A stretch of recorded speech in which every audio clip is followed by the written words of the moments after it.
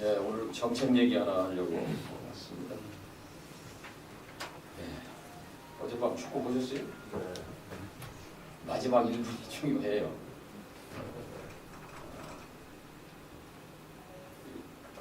중각마, 젊은 사람들이 쓰는 용어기도 하고 유행어라고 그런데 중요한 것은 꺾이지 않는 마음이다. 어제 축구 보면서도 꺾이지 않는 마음, 감동의 승부였는데 전북의 구원 투수가 되겠다고 나섰습니다. 최선을 다해서 전북도의 이런 현실에 도움이 되도록 하겠습니다. 올해 불규칙한 겨울입니다. 날씨가 좀 풀렸다가 또 혹한이 몰아치고 하는 엄혹한 겨울인데 그 속에서 어르신들, 노인들의 삶이 얼마나 팍팍할까 하는 안타까움이 있습니다. 세계적으로 노인 자살률 1등, 그러니까 한국이 자살률 1등이라는 오명을 쓴 지가 지금 20년이 넘었는데 10만 명당 OECD 평균이 10명 남짓입니다. 우리는 많을 때는 30명 가까이 육박하는데 그 중에서도 노인 자살률은 10만 명당 80명에 달하는 전 세계에 없는 참혹한 현실입니다. 정치로 깊은 책임감 그리고 용서를 드리는 마음입니다. 이런 한파 속에서 어르신들의 노인 복지 종합대책을 발표하는 그 이유입니다. 첫째, 노후 대비를 못하신 어르신들이 큰 거리는 아니지만 어떻게 안정된 소득을 얻을 수 있도록 해드릴 것인가. 어르신 일자리 대책. 두 번째, 어떻게 건강한 노년을 보낼 수 있게 해드릴까. 노인 건강 레저 대책. 그리고 세 번째는 산업화에 청춘을 바친 어르신들이 편안히 여생을 보낼 방법은 무엇일까? 노인 요양 치료 대책.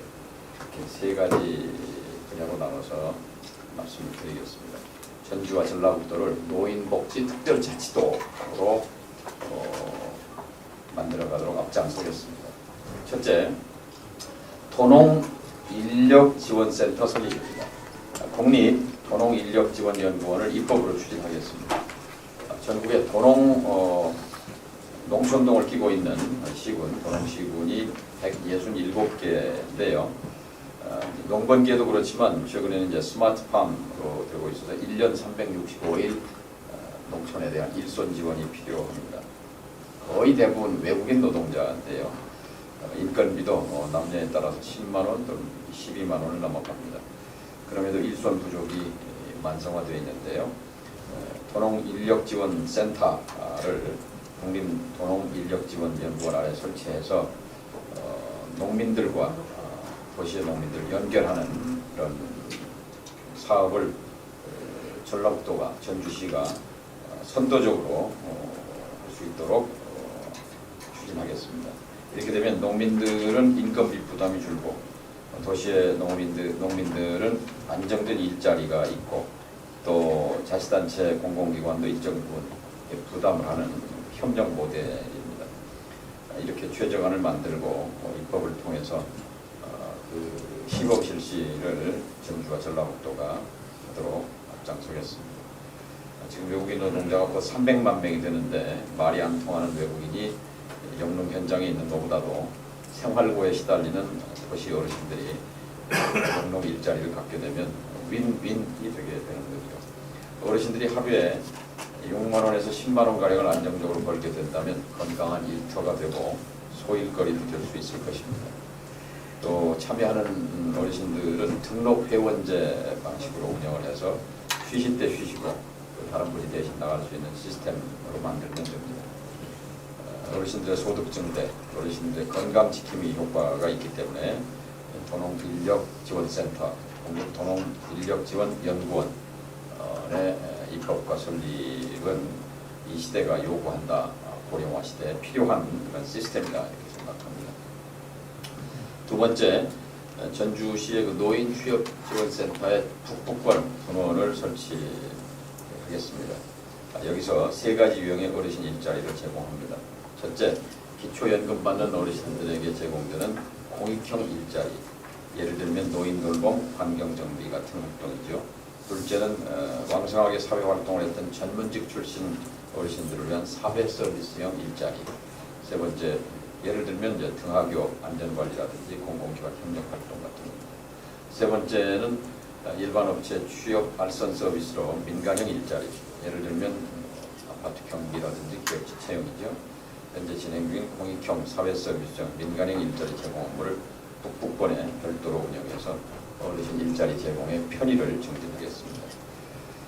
다음은 농촌형 일자리 사업단 운영입니다. 사회적 기업으로 북권에 영농조합 법인을 설립해서 지역 특산품 재배 사업단을 가동하고 로컬 푸드 매장을 운영함으로써 일자리 창출, 소득 창출이 동시에 이루어지도록 하겠습니다.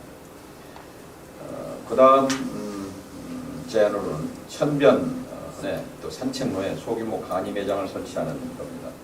서울에서 실시하고 있고 시행하고 있고 용인시에도 설치되어 있는 이 수도권에는 생활 어려운 노인층을 위해 간이 매장을 운영하도록 지원합니다. 전주시도 이를 도입해서 노인을 비롯한 취약계층이 생계를 이어갈 수 있도록 조례를 제정하고 지원하도록 하겠습니다. 천변과 공원 주변, 박골프장 주변에 환경정비 조건으로 설치를 해서 어르신들에게는 소득이 되고 시민들에게는 편익이 제공되는 일거양득 효과가 있을 것입니다. 또 하나는 이제 노인 건강 레저 대책인데요. 파크 골프장을 들리도록 하겠습니다. 요즘 파크 골프의 열풍입니다. 전라북도에 25개, 전주에는 마전교활에 또 삼례다리 안에 2개가 있는데요. 파크 골프장은 또 외지에서 전주를 찾도록 하는 그런 유인 효과도 있습니다. 북부권에 만경강변에 추가로 두 곳을 설립해서 파크 골프장에 즐기는 어르신들에게 편의를 제공하도록 하겠습니다. 천변 어르신 놀이터 힐링의 명소화를 추진하겠습니다. 팔목동에서 송천동까지의 그 전주천변 놀고 있죠. 하전동 그 만경강 천변, 이 전주권의 천변을 어르신들의 건강한 놀이터로 힐링 명소로 만들겠습니다. 전주에 거주하는 60대 이상 노인층이 천변을 찾는 이유를 조사해보니 조깅, 운동, 산책, 휴식이 전체 70%입니다. 매일 찾는 분들도 전체 60%입니다. 천변을 근력을 키우는 어르신 건강기지로 만들어내겠습니다. 다음은 어르신 반려동물 서비스 지원센터 대책입니다. 전국적으로 반려동물 인구수가 1000만 명을 넘었습니다. 1300만. 전주시의 반려동물이 아마 통계가 시에는 별도로 없는 것 같은데요. 4만 마리에 이를 것이라는 추산도 있습니다. 특히 외롭게 노후를 보내는 어르신들에게 반려동물은 가족입니다. 반려동물을 돌보는 펫산업, 동물보건사, 미용, 헬스케어, 동물 매개 치료 등이 그것입니다. 반려동물을 돌보는 어르신들의 불편 해소, 청년 일자리 창출이 조화를 이루도록 반려동물 서비스 지원센터를 추진하겠습니다. 다음으로 이것은 이제 현장에서 제시된 목욕협회에서 제안하는 것이고 또 개인 택시 시는 분들께서 제안해서 정책으로 만든 건데요. 지금 전라북도에도 타 시군에서 실시하고 있는 제도이기도 합니다. 70세 또는 75세 이상 어르신들에게 목욕 쿠폰을 지급하도록 하겠습니다. 이미 전라북도 다른 시도에서 시행하고 있는데 같은 전북도민이면 똑같은 복지 혜택을 받는 것이 맞다고 생각합니다. 익산이나 군산에서는 혜택이 있고 전주에 없다면 불공평한 일이라고 생각합니다. 전주에서 시행될 수 있도록 전주시와 정책 협의를 갖고 또 구체적으로 사우나 목욕 쿠폰을 몇 회나 드려야 될지 또 어떻게 해야 될지 구체적인 사항은 초래해서 제정하도록 하겠습니다. 또 동시에 같이 지급하는 교통카드, 교통쿠폰을 지급해서 어르신들이 자가용을 몰지 않고도 시내버스를 이용해서 외부 나들이를 할 수 있도록 이렇게 지원해 드리는 것이 경제 활성화, 건강 증진 큰 도움이 된다 이렇게 생각합니다.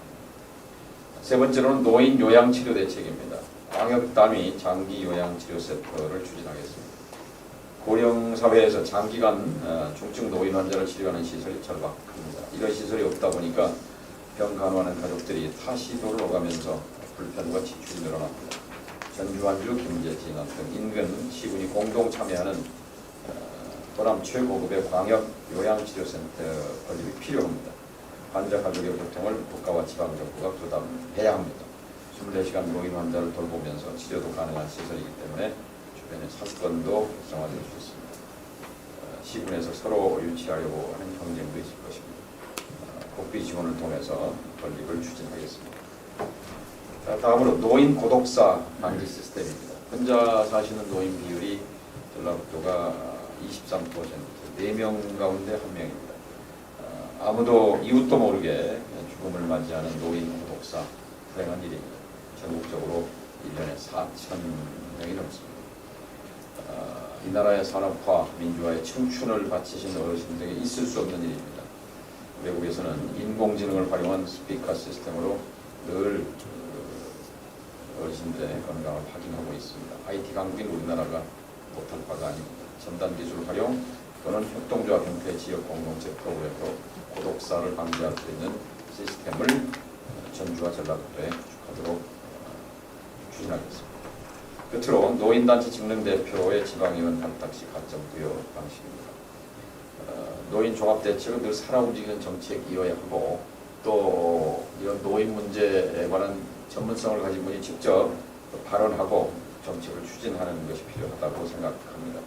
그래서 지역구든 비례든 이 지방의회의 노인단체 직능대표를 지방의원으로 배정하기 위해서 가점을 드리도록 하는 제도를 시범적으로 운영하겠습니다. 그래서 이것을 민주당이 방문 단계로도 추진하겠습니다. 과거에 열린 우리당 시절에 각 시도의 도의원 1번을 노인 비례로 민주당이 상주에 공천했던 경험이 있습니다.